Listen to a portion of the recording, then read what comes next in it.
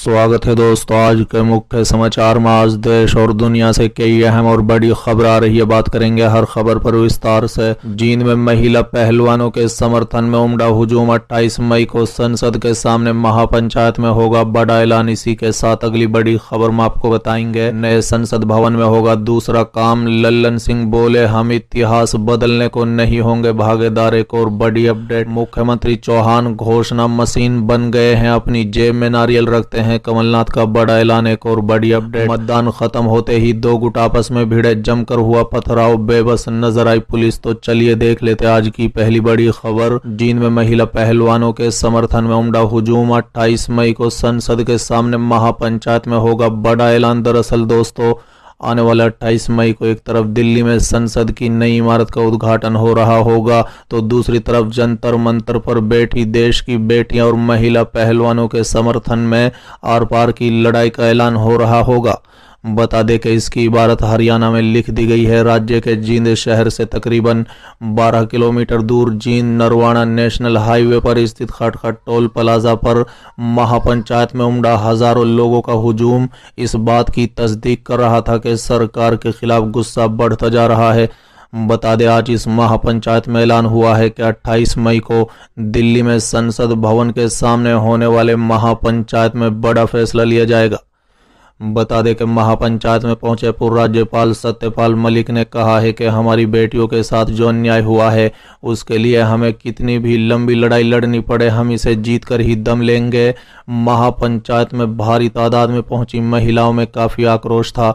बता दें कि विनोद फोगाट ने बृजभूषण सिंह को दरिंदा करार देते हुए कहा कि महिला खिलाड़ी अपने साथ हो रहे शोषण के कारण पिछले 12 साल से तिल तिल कर मर रही हैं। बृजभूषण दरिंदा नोच नोच कर खा रहा था। शर्म और भय के मारे महिला पहलवान अपने परिजनों को भी पूरी बात नहीं बताती थी। कितने ही पहलवान इस दरिंदे के कारण बीच में अपनी पहलवानी छोड़ चुके हैं। अब अपनी जान हथेली पर रखकर अन्याय के खिलाफ सड़क पर बैठना पड़ा है। बता दें कि विनेश फोगाट ने कहा है कि ये तिरंगे की आन बान शान की लड़ाई है। जान चली जाएगी लेकिन शान नहीं जाने देंगे। जब वो मॉडल लेकर आए थे तो लगा था कि यहाँ बेटियों की बहुत इज्जत होती है, लेकिन अब ये हाल है कि हम सड़कों पर बैठे हैं और कोई सुध नहीं ले रहा है। विनेश ने कहा है कि 28 मई को संसद भवन के सामने महापंचायत होगी। इसमें ज्यादा से ज्यादा संख्या में मुत्सुक और युवाओं से वहां पहुंचने की अपील है। साथ ही सभी से अनुशासन के दायरे में आने के लिए कहा। विनेश ने कहा है कि कुश्ती ही नहीं, सभी खेलों में बृजभूषण जैसे दरिंदे बैठे हैं। अब सभी को उखाड़ फेंकेंगे, लेकिन इसके लिए सभी पीड़ितों को आगे आना होगा। बता दें, बजरंग पुनिया ने कहा है कि 28 मई को संसद भवन के सामने महापंचायत होगी। मृत शक्ति इसका नेतृत्व करेगी। इस महापंचायत में आर पार का फैसला लिया जाएगा। ये तिरंगे की आन बान शान की लड़ाई है जो हर हाल में जीतनी होगी। बृजभूषण कहते हैं कि उनका कोई कुछ नहीं बिगाड़ सकता, लेकिन वो कहना चाहते हैं कि हम सिर झुका सकते हैं तो फिर सिर कटा भी सकते हैं। बजरंग ने ज्यादा से ज्यादा संख्या में लोगों से पहुंचने की अपील की है। बता दें कि जींद में महिला पहलवानों के समर्थन में हुई महापंचायत में उमड़ा हुजूम। पूनम पंडोला ने कहा है कि जब खिलाड़ी देश के लिए मेडल ला रहे थे तब प्रधानमंत्री नरेंद्र मोदी उन्हें गले लगा रहे थे, लेकिन अब जब वही खिलाड़ी अपने साथ हुए अन्याय को बयां कर रहे हैं और इंसाफ मांग रहे हैं तो उनका दर्द प्रधानमंत्री तक नहीं पहुंच पा रहा है। सत्ता के नशे में चूर भाजपा सरकार के खिलाड़ियों को हर आंसू की कीमत चुकानी होगी। महापंचायत में किसान यूनियन चढ़ूनी गुट के अध्यक्ष गुरनाम सिंह चढ़ूनी भी पहुंचे। चलिए अगली खबर। नए संसद भवन में होगा दूसरा काम। लल्लन सिंह बोले, हम इतिहास बदलने में नहीं होंगे भागीदार। दरअसल दोस्तों, नए संसद भवन के उद्घाटन को लेकर बवाल मचा हुआ है। इसी बीच जेडीयू के राष्ट्रीय अध्यक्ष लल्लन सिंह ने गुरुवार को कहा है कि भाजपा संसद भवन के जरिए इतिहास बदलने की कोशिश कर रही है, हम इसमें भागीदार नहीं होंगे। इसके बाद उन्होंने बड़ा बयान देते हुए कहा है कि केंद्र में सरकार बदलेगी तो नए संसद भवन से दूसरा काम किया जाएगा। बता दें, जेडीयू अध्यक्ष लल्लन सिंह ने गुरुवार को नए संसद भवन के उद्घाटन को लेकर मीडिया से बात करते हुए कहा कि संसद भवन के जरिए इतिहास बदलने की कोशिश की जा रही है, हम इतिहास बदलने के भागीदार नहीं बनेंगे। आगे उन्होंने कहा है कि अगर संसद भवन बना ही है तो उद्घाटन राष्ट्रपति से कराना चाहिए। प्रधानमंत्री उद्घाटन करने वाले कौन होते हैं?